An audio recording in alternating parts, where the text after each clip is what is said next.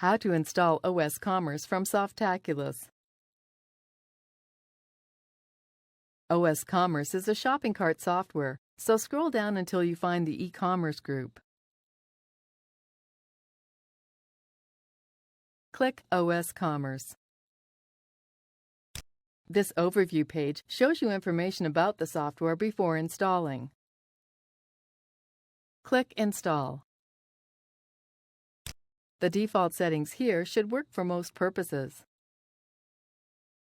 If you have multiple domains on one account, you can select where to install.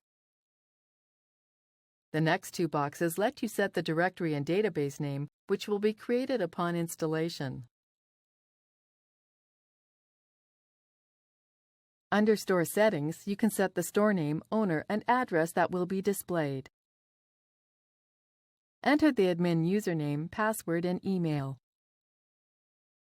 Click Install. After a moment, the software will be installed.